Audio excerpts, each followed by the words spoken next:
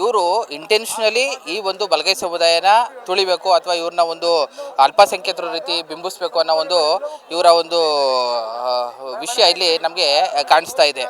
ನಮ್ಮಲ್ಲಿ ಪ್ರಾಂತ್ಯವರು ಇದು ಜಾತಿ ವಿಂಗಡಣೆ ಆಗಿರೋದು. ಅದು ನಾಗಮೋಹನ್, ಇಲ್ಲಿ ಸಾಮಾನ್ಯ ಜನರು ಗೊತ್ತಿಲ್ಲ ಅಂದರೂ ಕೂಡ ನಾಗಮೋಹನ್ ದಾಸ್ ಅವರಿಗೆ ಇದು ಪ್ರತ್ಯೇಕವಾಗಿ ಗೊತ್ತಿರಲೇಬೇಕು, ಗೊತ್ತಿದೆ. ಆದರೂ ಕೂಡ ಇವರು ಈ ಒಂದು ಬಲಗೈ ಸಮುದಾಯದ ಮೇಲೆ ಅವ್ರಿಗೇನು ಬೇಜಾರಿತ್ತೋ ಏನೋ ಗೊತ್ತಿಲ್ಲ, ನಾವೆಲ್ಲರೂ ಅವ್ರ ಮೇಲೆ ತುಂಬ ಗೌರವ ಇಟ್ಕೊಂಡಿದ್ದೀವಿ. ಪ್ರಾಂತ್ಯವರು ಈಗ ಕಲ್ಯಾಣ ಕರ್ನಾಟಕದಲ್ಲಿ ನಾವು ಇವತ್ತು ಕೂಡ ನಮ್ಮ ಸರ್ಟಿಫಿಕೇಟಲ್ಲಿ ವಲಯ ಅಂತಲೇ ಬರೆಸ್ತೀವಿ, ಮಧ್ಯ ಕರ್ನಾಟಕದಲ್ಲಿ ಛಲವಾದಿ ಅಂತ ಬರೆಸ್ತೀವಿ, ಈ ನಮ್ಮ ಆಂಧ್ರ ಭಾಗದಲ್ಲಿ ನಾವು ಆದಿ ದ್ರಾವಿಡ ಅಂತ ಬರೆಸ್ತೀವಿ, ನಮ್ಮ ಹಳೆ ಮೈಸೂರು ಭಾಗದಲ್ಲಿ ಆದಿ ಕರ್ನಾಟಕ ಅಂತ ಬರೆಸ್ತೀವಿ.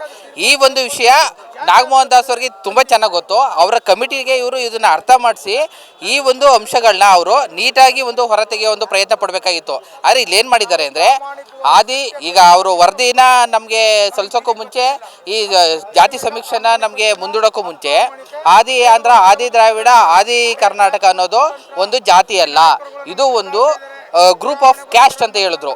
ಈಗ ಇಲ್ಲಿ ನಾವು ಹಳೆ ಮೈಸೂರು ಭಾಗದಲ್ಲಿ ಏನಾಗಿದೆ, ಕೆಲವರು ಆದಿ ಕರ್ನಾಟಕ ವಲಯ ಅಂತ ಬರ್ಸಿದ್ದಾರೆ, ಆದಿ ಕರ್ನಾಟಕ ಬಲಗೈ ಅಂತ ಬರ್ಸಿದ್ದಾರೆ, ಆದಿ ಕರ್ನಾಟಕ ಅಂತ ಈಗ ಬರ್ಸಿರೋರು ನಾವೇ. ಈಗ ಮಾದಿಗ ನಮ್ಮ ಸಾಹೇಬ್ರು ಹೇಳಿದಾಗೆ ಮಾದಿಗ ಸಮುದಾಯದವ್ರು ಏನು ಮಾಡೋದು ಅಂದರೆ ನಮ್ಮ ಸಹೋದರರು ಮಾದಿಗ ಅಂತ ಮಾತ್ರ ಬರ್ಸಿದ್ದಾರೆ. ಈಗ ನಮ್ಮಲ್ಲಿ ಈ ಒಂದು ವಲಯ, ಬಲಗೈ, ಛಲವಾದಿ, ಆದಿ ಕರ್ನಾಟಕ ಅಂತ ಬರೆಸಿ ಅದನ್ನು ಇವರು ಗುಂಪುಗಾರಿಕೆ ಮಾಡಿ ಎಲ್ಲನೂ ಒಂದು ಕ್ರೋಢೀಕರಣ ಮಾಡಿ ಒಂದು ಸಂಖ್ಯೆನ ಕೊಟ್ಟು ಇದು ಬಲಗೈ ಸಮುದಾಯದ ಪಂಗಡಗಳು ಅಂತ ಹೇಳಬೇಕಾಗಿತ್ತು. ಆದರೆ ಇವರು ಛಲವಾದಿನ ಸಪ್ರೇಟ್ ಮಾಡಿಬಿಟ್ಟು ಅವ್ರನ್ನ ಎಲ್ಲಿಗೆ ಸೇರಿಸ್ಬೇಕು ಅಂತ ಇವರು ಹುನ್ನಾರ ಇದೆ. ಇದು ನಮ್ಮ ಪ್ರಶ್ನೆ.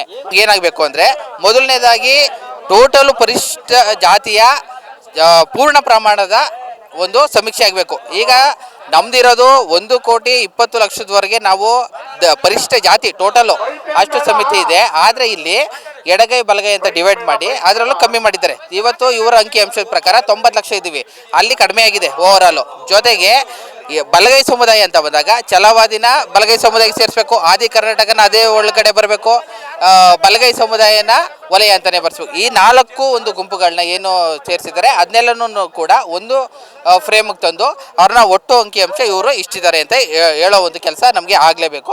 ಮತ್ತು ನಾವು ಈ ಮುಖಾಂತರ ನಮ್ಮ ಮಿನಿಸ್ಟ್ರುಗಳಿಗೆ, ನಮ್ಮ ಸರ್ಕಾರಕ್ಕೆ ನಾವು ಆಗ್ರಹ ಏನು ಮಾಡ್ತೀವಿ ಅಂದರೆ ಇದರಲ್ಲಿ ನಮ್ಗೆ ಯಾವುದೇ ರೀತಿಯಾದ ಲೋಪದೋಷಗಳು ನಮಗೆ ಅನ್ಯಾಯ ಆಗೋಕ್ಕೆ ನಾವು ಬಿಡೋದಿಲ್ಲ.